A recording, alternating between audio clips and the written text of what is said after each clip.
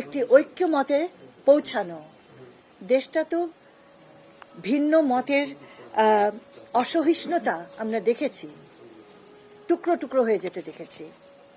সেখানে ঐক্যবদ্ধের জায়গায় আসা, সেই ঐক্যবদ্ধের মুহূর্তটা হচ্ছে আমার 24-এর গণ অভ্যুত্থান এবং সনদ, এবং সেই গণ অভ্যুত্থানের মধ্য দিয়ে ব্যক্ত করা, পুনর্ব্যক্ত করা নৈতিক এবং নৈতিক মূল্যবোধ, যেটার মধ্য দিয়ে আমরা দেশটাকে নতুন করে গড়ব।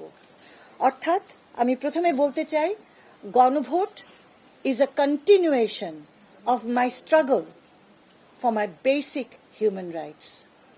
যেই স্ট্রাগলটা আমি 71-এ একজন মুক্তিযোদ্ধা হিসেবে করেছি, যেই স্ট্রাগলটা আমি 24-এ মাঠে থেকেছি অর্জন করার জন্য, আমি সনদটাকেও, গণভোটটাকেও সেই আন্দোলনের একটি অংশ বলে স্পষ্টত দেখছি একটি নতুন অধ্যায়। আপনাকেই বলছি, ইন্স্যুরেন্স করলে সিটিতে সুরক্ষা পাবেন নিশ্চিত।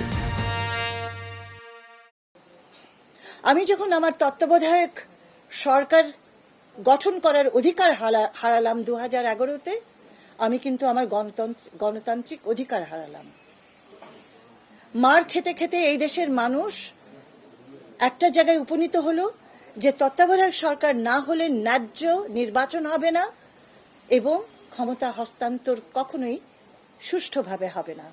গুম, খুন, ত্রাসের রাজত্ব, এটা তো আমার প্রাপ্য ছিল না।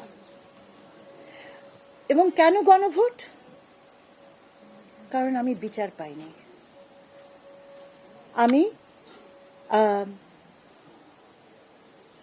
এখন পর্যন্ত এই মুহূর্তে মায়েরা তাদের স্বজনহারা আছে, এখনো খুঁজে পায়নি। আপনারা এটাও জানেন যে ইন্টারন্যাশনাল হিউম্যান রাইটস যে আছে, তারা এখনো তাদের অনুমান অনুযায়ী 600 ঊর্ধ্ব নিখোঁজ ছিল, 200 জনকে আমরা এখনো খুঁজে পাইনি। তাহলে কেন গণভোট? আমরা এটার পুনরাবৃত্তি চাই না। এই দেশের মানুষকে সেই শক্তি অর্জন করতে হবে, জনগণের সেই শক্তি অর্জন করতে হবে এবং গণতান্ত্রিক নির্বাচন হতে হবে, যেখানে সকলে অংশগ্রহণ করে এমন একটি রাষ্ট্র গঠন করবে যেখানে এর কোনো পুনরাবৃত্তি ঘটবে না। হ্যাঁ না একটা স্বাধীন সিদ্ধান্তের জায়গা হয়, তাহলে সরকার কেন হ্যাঁর পক্ষে কথা বলছে?